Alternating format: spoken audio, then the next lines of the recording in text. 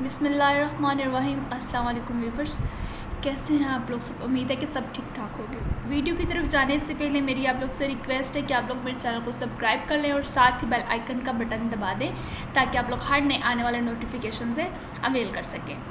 जैसे कि आप लोग जानते हैं कि हम लोगों ने कल देखा था कि वाटरफॉल मॉडल क्या है। एक बार वाटरफॉल मॉडल का ओवरव्यू ले लेते हैं, और जिन लोगों ने वाटरफॉल मॉडल की वीडियो नहीं देखी मैं उन लोगों को रेकमेंड करूँगी कि वो पहले वाटरफॉल मॉडल की वीडियो देख लें।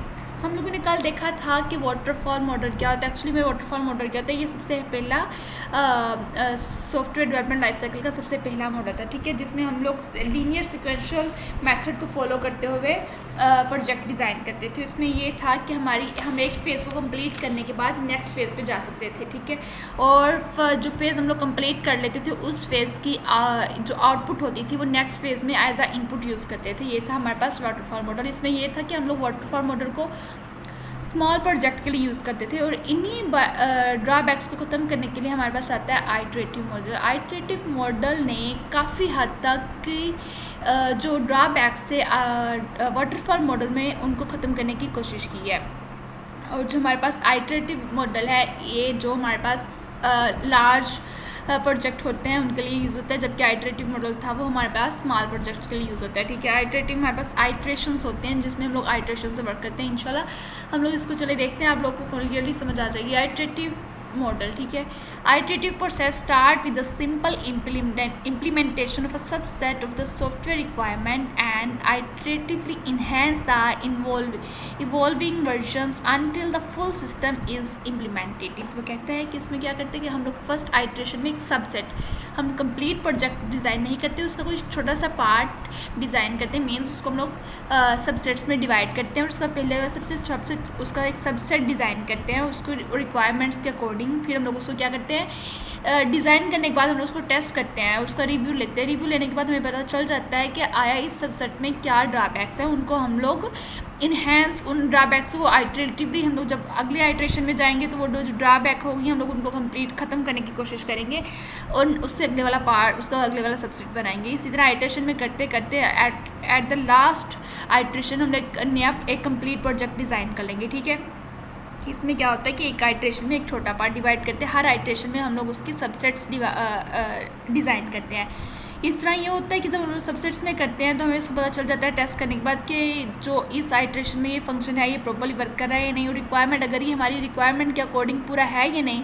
हाँ, हम लोग इसमें भी कंप्लीट रिक्वायरमेंट्स चेंज नहीं कर सकते कि अब वो कह दे कि नहीं जी मुझे ये प्रोजेक्ट नहीं चाहिए था, इसमें मुझे ये चेंजिंग करनी है, ऐसा यहाँ पे बिल्कुल नहीं होगा। हाँ, अगर थोड़ी बहुत कोई रिक्वायरमेंट्स में चेंजिंग है तो हम लोग वो यहाँ पे कर सकते हैं, ठीक हो गया। At each iteration, design modification are made and new functional capabilities are added। हर एक आइट्रेशन में क्या होता है, उसमें मॉडिफिकेशन होती हैं और नए चेंजेस आते हैं और नए फंक्शनल कैपेबिलिटीज़ हम लोग ऐड करते हैं, ठीक हो गया। The basic idea behind this method is to develop a system through repeated cycle. मतलब यहाँ पे हम लोग वो एक साइकिल के थ्रू में उसको रिपीट करते रहते हैं कि वो एक चलता रहता है सर्कल, ठीक है, आइट्रेशन उसकी होती रहती है, ठीक है। एंड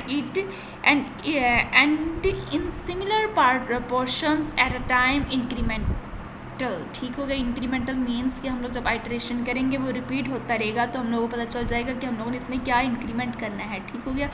इमेज देखते हैं, एक एग्जांपल देख लें जिससे आप लोगों को समझ आ जाएगी कि अब हम लोग यहाँ पे एक फ़र्ज़ करें कि ये डिज़ाइन करना चाह रहे हैं तो हम लोग सबसे पहले क्या करेंगे, उससे फर्स्ट वाली आइट्रेशन में हम लोग उसके टायर वगैरह डिज़ाइन कर लेंगे। डिज़ाइन करने के बाद उसके बाद हम लोग अगली वाली आइट्रेशन में से थोड़े नेक्स्ट वाला प्रोजेक्ट पे थोड़ा काम कर लेंगे, नेक्स्ट आइट्रेशन में और करते रहेंगे। मीन्स कि हम लोगों ने एक ही दफ़ा एक कंप्लीट वो बस ये जो भी है कार वगैरह वो डिज़ाइन नहीं कर पाएंगे। हम लोग क्या करेंगे, उसकी डिफरेंट आइट्रेशन, फर्स्ट आइट्रेशन में हम लोग इतना काम कर लिया और चेक करेंगे हाँ ये ठीक बना है या नहीं।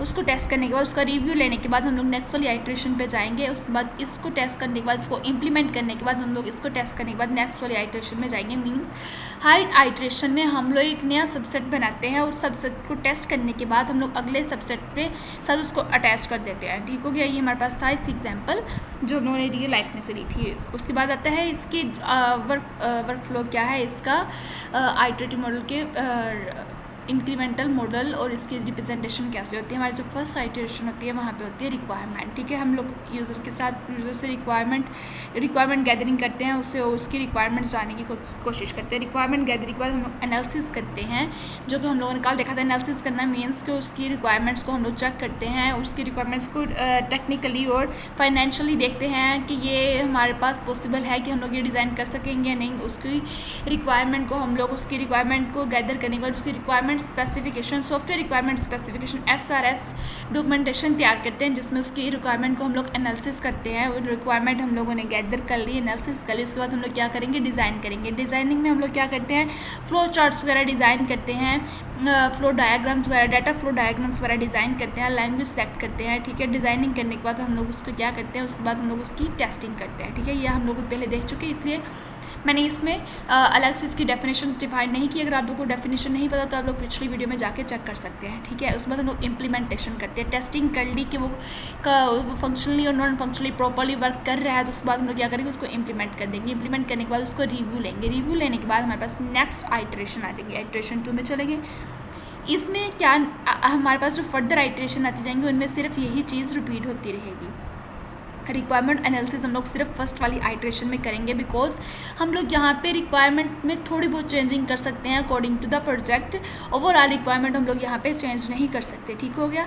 हम लोग फिर से देखेंगे उसमें रिव्यू हम लोगों ने ले लिया। अगर हम लोग देखेंगे उसमें अगर कोई ड्रॉबैक है तो हम लोग यहाँ पे उसे ख़त्म करने की कोशिश करेंगे, अदरवाइज हम लोग उसका नेक्स्ट सबसेट सेकेंड आइटरेशन में डिज़ाइन करेंगे, ठीक है। उसके बाद हम लोग डिज़ाइनिंग फिर से करेंगे, टेस्टिंग करेंगे, इम्प्लीमेंटेशन करेंगे। ये आइटरेशन मुसलसल चलती रहेगी जब तक कि हमारा एक कंप्लीट प्रोजेक्ट तैयार नहीं हो जाता। फिर हम लोग लास्ट वाली ईयर आइटरेशन यहाँ पे 3 लिखा है, मीन्स कि हम फर्स्ट कर लेते हैं कि हमारे पास लास्ट आइटरेशन है। लास्ट आइटरेशन में हम लोग क्या करेंगे, डिज़ाइन करेंगे, टेस्टिंग करेंगे, उसकी टेस्टिंग करेंगे, उसकी टेस्टिंग करने के बाद उसको इम्प्लीमेंट करेंगे और रिव्यू ले लेंगे, ठीक है। रिव्यू लेने के बाद अगर तुम्हारा रिव्यू ठीक हो गया तो हम लोग डिप्लॉयमेंट मीन्स के वो जिसका कस्टमर का है उसके हैंड ओवर कर देंगे, या मार्केट में अगर रिलीज़ करें तो हम लोग उसे मार्केट में रिलीज़ कर देंगे। और मेंटेनेंस और उसकी मेंटेनेंस भी साथ, मेंटेनेंस मीन्स कि उसमें अगर उसमें कोई अपडेशन आ रही है विद इन 3 ईयर्स या विद इन 2 ईयर्स, हम लोगों ने टाइम लिमिट सेट की है, उस टाइम लिमिट में हम लोग उसमें मेंटेन उसको कर सकेंगे। उस अगर सब सिक्योरिटी प्रॉब्लम आ रही है तो हम लोग उसको टैकल कर सकेंगे, अगर कोई उसमें अपडेशन आ रही है तो हम लोग कर सकेंगे। ये था हमारे पास आइटरेशन मॉडल।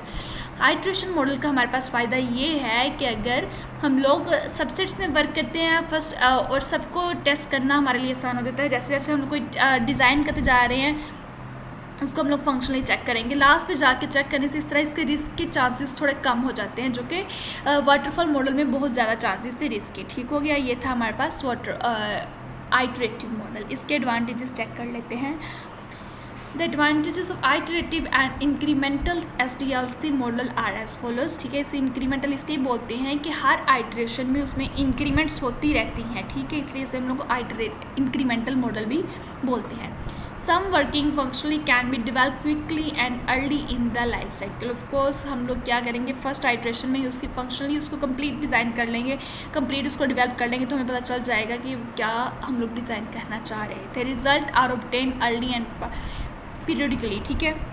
ज़ाहिरी बात है कि हम लोग फर्स्ट आइटरेशन में जब कोई एक कंप्लीट सबसेट डिज़ाइन कर लेंगे हमें उसके रिज़ल्ट पता चल जाएगा कि हम लोगों ने इसमें क्या वर्क किया है और क्या ये वर्किंग इसकी ठीक है या नहीं, मीन्स कि उसके साथ हर आइटरेशन में साथ साथ रिज़ल्ट हमें पता चलता रहता है।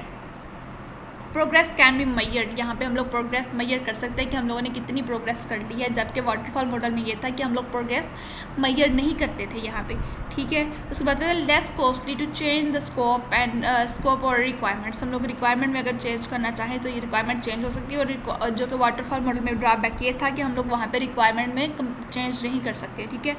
Testing and debugging during smaller iteration is easy. ज़ाहिरी बात है कि जब हम लोग उसको आइटरेशंस में करेंगे तो अगर फ़र्ज़ करते हैं कि फ़र्स्ट वाले आइटरेशन में कोई हमारे पास कोई गलती आ रही है तो हम उसको डीबग कर सकेंगे, ठीक है। कोई एरर आ रहा है तो हम उसको डीबग कर सकेंगे उसी टाइम। और जबकि वाटरफॉल मॉडल में ये था कि हम लोग कंप्लीट डिज़ाइन करने के बाद उसको उसकी टेस्टिंग करते थे, यूनिट टेस्टिंग करते थे, फिर हम लोग उसको टेस्ट करने के बाद पता चलता था कि हाँ अगर फर्स्ट वाले पार्ट में ये एरर है। यहाँ पे ये होगा कि अगर कोई बग है तो हम लोग उसे फर्स्ट आइटरेशन में ही चेक करके उसे फ़ौरन ही उसको रिजॉल्व कर लेंगे, ठीक है। Risk are identified and resolve during the iteration. हर आइट्रेशन में हम लोग उसको उसी टाइम रिस्क को आइडेंटिफाई कर सकते हैं और उसको टैकल कर सकते हैं। And each iteration is an easily managed milestone, ठीक है, कि हम लोग वो जो आइट्रेशन उसको ईजिली मैनेज कर सकते हैं। उसके बाद इसकी एक मज़ीद एडवांटेजेस देख लेते हैं। Easier to manage risk, high risk part is done first. Risk को मैनेज करना यहाँ पे आसान है। With every increment operational product is delivered. हर इंक्रीमेंट में क्या होता है कि उसके ऑपरेशनल प्रोडक्ट क्या होता है, डिलीवर हो जाती है। Issues, challenges and risk identified from each increment can be utilize applied to the next increment, ठीक है।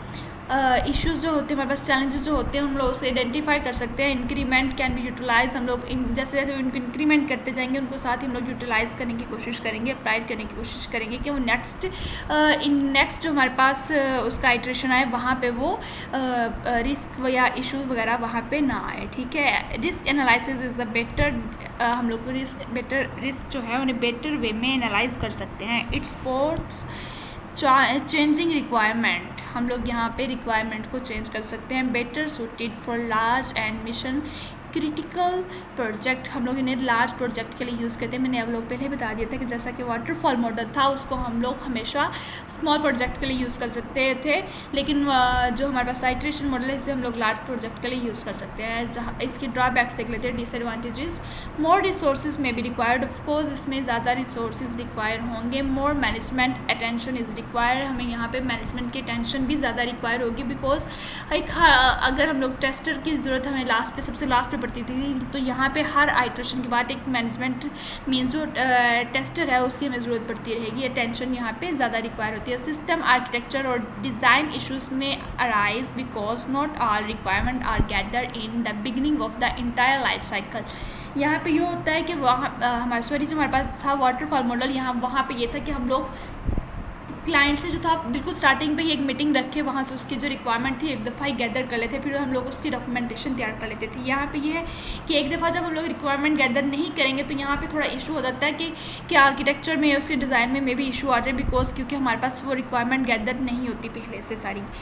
डिफाइनिंग इंक्रीमेंट्स में require defining of the complete system, उसमें जो हम लोग इंक्रीमेंट्स डिफाइन करते जाएंगे तो हो सकता है वो अच्छे वे में डिफाइन ना करके कंप्लीट सिस्टम क्या चाह रहे हैं हम लोग। Not suitable for small project, के स्मॉल प्रोजेक्ट के लिए सूटेबल नहीं है, बिकॉज अगर हम लोग कोई छोटा प्रोजेक्ट बनाना चाह रहे हैं तो उसमें बार बार आइट्रेशन करने से एक तो टाइम वेस्ट होगा और दूसरा उसमें रिसोर्सेज तो हमें ज़्यादा चाहिए ही।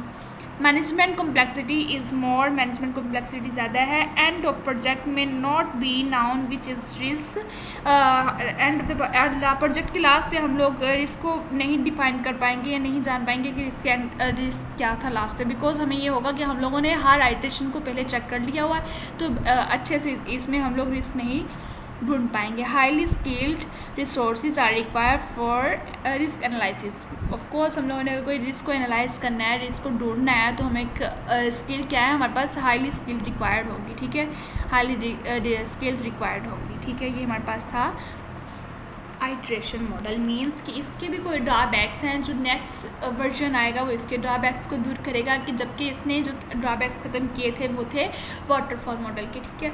आई थिंक आज हम लोगों ने आइट्रेशन मॉडल को अच्छे से समझने की कोशिश की है। अगर इसमें कोई आप लोगों को कन्फ्यूजन है तो आप लोग मुझे कमेंट करके पूछ सकते हैं, और अगर वीडियो पसंद आई है तो लाइक ज़रूर करिएगा। And once again subscribe my channel. Thanks for watching. अल्लाह हाफिज़।